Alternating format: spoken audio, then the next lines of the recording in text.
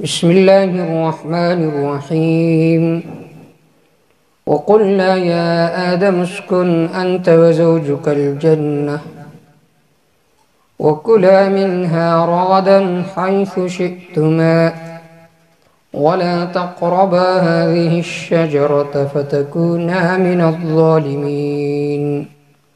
سورة البقرہ ہم نے شروع کیا تھا۔ سورة البقرہ میں دوسرا باب اور دوسرا جز شروع تھا۔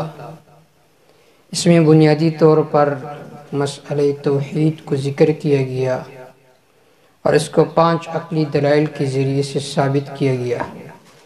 پھر درمیان میں زجر اور بشارت کاملہ کا ذکر ہوا۔ پھر نعم اربعہ، 3 نعمتیں یہاں تک مکمل ہو گئی۔ یا سے چوتھی نعمت وہ ذکر فرما رہے ہیں کہ تمہارے ابا آدم علیہ السلام سے لغزش ہوا، میں نے انہیں معاف کر دیا، تو اس کا تقاضا یہ ہے کہ اعبدوا ربکم، عبادت کرو صرف اپنے رب کی، کسی اور کی نہیں۔ وَقُلْنَا يَا آدَمُ اسْكُنْ أَنْتَ وَزَوْجُكَ الْجَنَّةَ، ہم نے کہا اے آدم اسکن انتا، تو رہائش اختیار کر، وزوجکا تیری بیوی، الجنت اس باغ میں، تو بھی اس باغ میں رہائش اختیار کرو، تیری بیوی بھی اس باغ میں رہائش اختیار کرے۔ یہاں پر پہلا مسئلہ یہ ہے کہ یہ جنت کہاں پر تھی۔ بعض حضرات فرماتے کہ جنت آسمانوں میں تھی۔ پھر اس پر یہ اعتراض آتا ہے کہ آدم علیہ السلام تو زمین کی مٹی سے پیدا کیے گئے، تو صحیح احادیث میں تو صعود من الارض ثابت نہیں ہے کہ آپ کو زمین سے اوپر چڑھایا گیا۔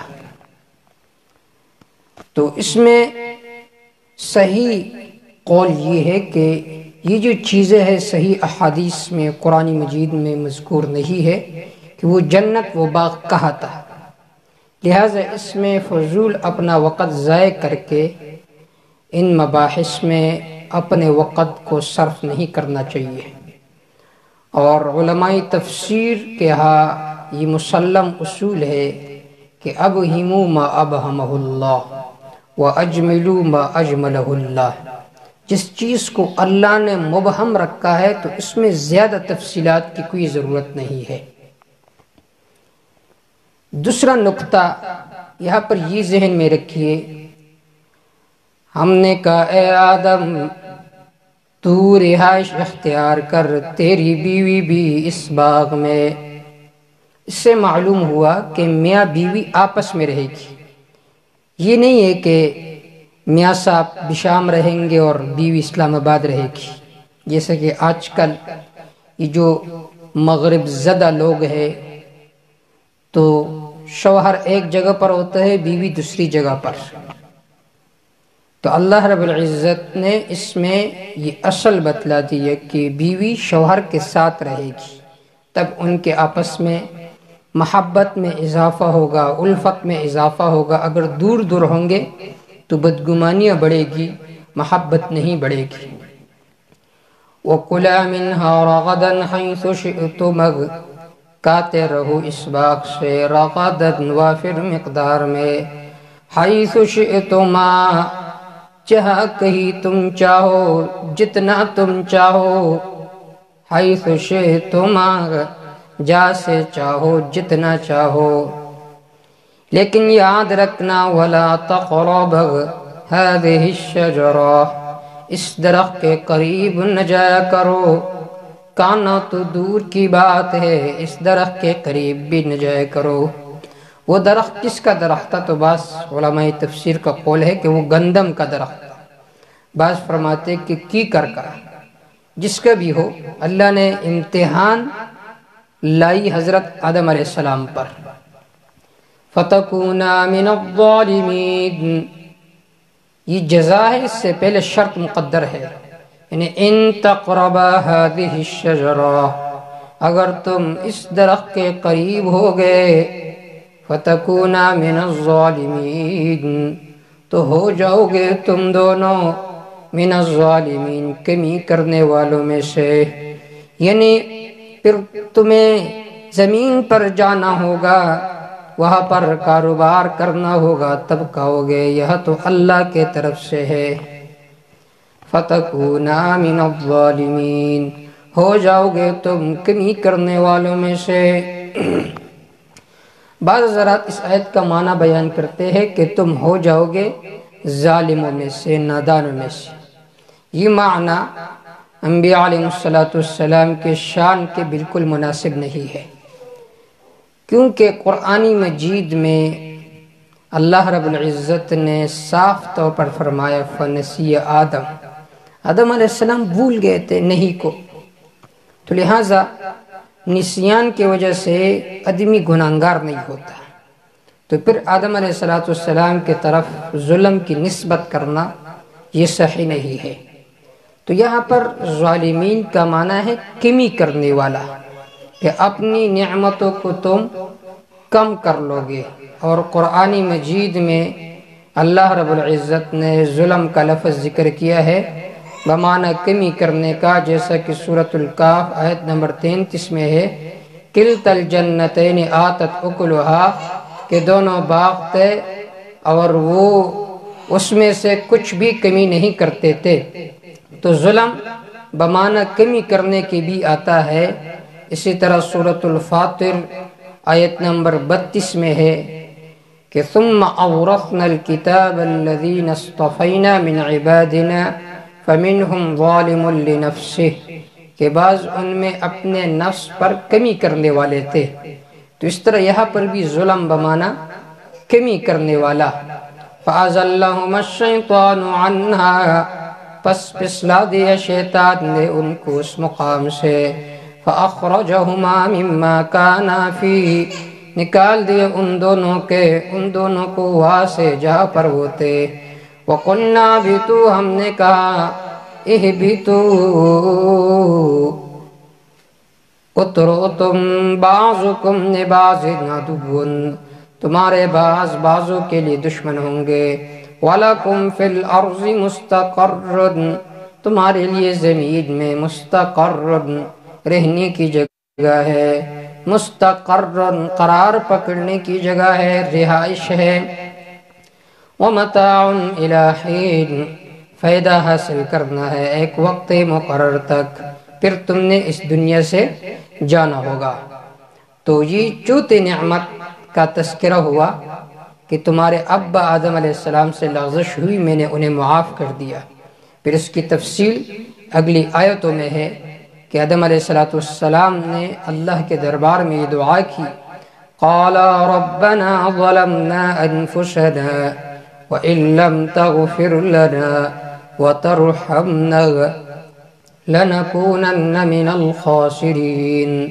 تو اللہ رب العزت نے ان کے اس توبے کو قبول فرمایا۔ فَتَلَقَّى آدَمُ مِن رَبِّهِ، فتلقى کا معنی ہے کہ حصل آدم من ربہ کلمات، آدم علیہ السلام نے اپنے رب سے کچھ کلمات سیکھی۔ فتاب علیہ، فتلقى آدم من ربہ، پس آدم علیہ السلام نے اپنے رب سے حاصل کی کلمات، کچھ کلمات۔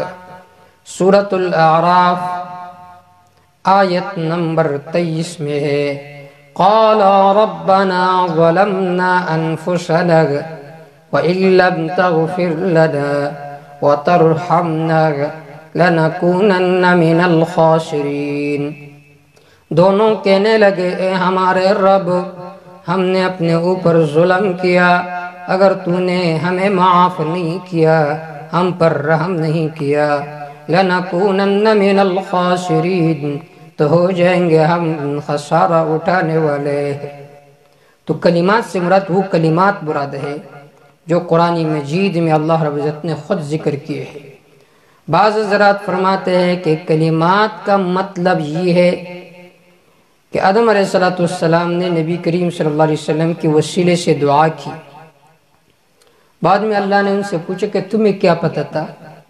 انہوں نے فرمایا جب آپ نے مجھے پیدا کیا تو میں نے عرش کی طرف دیکھا، ایک طرف آپ کا نام لکھا تھا، دوسری طرف محمد الرسول اللہ، تو میں نے سمجھا کہ یہ محمد یہ شاید ایک بڑی ہستی ہے، تو میں نے اس کا وسیلہ کے سہارے کے ساتھ اور ان کا نام لے کر آپ سے دعا کی۔ تو اللہ رب العزت نے فرمایا اگر میں نے محمد صلی اللہ علیہ وسلم کو پیدا نہ کیا ہوتا تو لما خلقت الافلاق، میں زمین و آسمانوں کو بھی پیدا نہ کرتا۔ یہ جو روایت ہے یہ لفظاً، متناً اور معناً موضوعی اور من گڑت روایت ہے۔ خود اس کے جو راوی ہے اس پر بھی کلام ہے، اور دوسری بات یہ ہے کہ قرآن مجید نے خود زمین و آسمانوں کے پیدائش کا مقصد ذکر کیا ہے۔ سورۃ الذاریات آیت نمبر 53 میں ہے وَمَا خَلَقْتُ الْجِنَّ وَالْإِنسَ إِلَّا لِيَعْبُدُونَ، ہم نے انس و جن کو صرف اپنے عبادت کے لیے پیدا کیا ہے۔ اور اس روایت کا مطلب یہ ہے کہ انس و جن کو، زمین و آسمانوں کو اللہ نے نبی کریم صلی اللہ علیہ وسلم کے صدقے کے وجہ سے پیدا کیا ہے۔ تو لہٰذا زمینوں کو، آسمانوں کو، انبیاء کو، خود جناب رسول اللہ صلی اللہ علیہ وسلم کو اللہ نے پیدا کیا ہے اس مقصد کے لیے تاکہ دنیا میں توحید عام ہو جائے۔ فَتَلَقَّى آدَمُ مِن رَبِّهِ كَلِمَاتٍ، پس حاصل کی آدم علیہ السلام نے اپنے رب سے کچھ کلمات۔ فتاب علیہ، پس مہربانی فرمائی اللہ نے ان کے اوپر۔ انہ هو التواب الرحیم، یقیناً یہ اللہ التواب توبہ قبول کرنے والا ہے، الرحیم مہربان ذات ہے۔ قلنا بتو، ہم نے کہا اہبتو منہا، اتر جاؤ یا سے جميعاً سب کے سب، فَإِمَّا يَأْتِيَنَّكُم مِّنِّي هُدًى، پس اگر آ گیا تمہارے پاس میری طرف سے کوئی رہنمائی کرنے والا، یہ مصدر بمعنی ہادی کے ہے۔ فَمَن تَبِعَ هُدَايَا، پس جس نے تابعداری کی میرے ہدایت کی یا میرے طرف رہنمائی کرنے والے کی، فَلَا خَوْفٌ عَلَيْهِمْ، نہ ان پر ڈر ہوگا، وَلَا هُمْ يَحْزَنُونَ، نہ وہ غمگین ہوں گے۔ ایک ہے خوف ہوتے ہیں مستقبل میں ان پر ڈر نہیں ہوگا، اور حزن کہتے ہیں ماضی کے بارے میں بھی اس پر کوئی ڈر نہیں ہوگا۔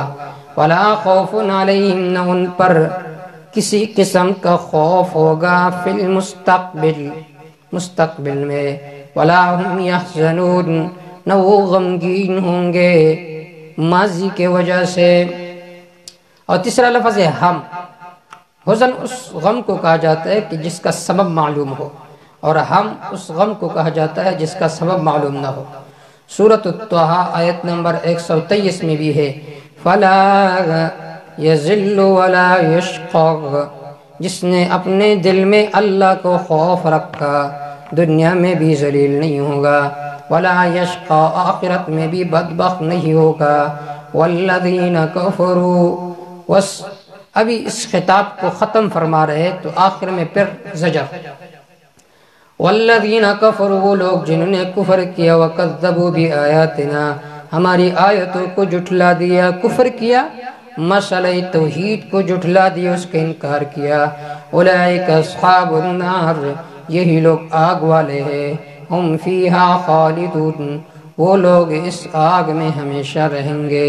اس نے مسئلہ توحید کو جھٹلا دیا تو ہمیشہ ابدالآباد زندگی ان کی ہوگی آگ میں۔ اللہ مسئلہ توحید کی حقانیت ہمارے دلوں میں بٹھا دے۔ وما توفیق الا باللہ، علیہ توکلت و الیہ انیب۔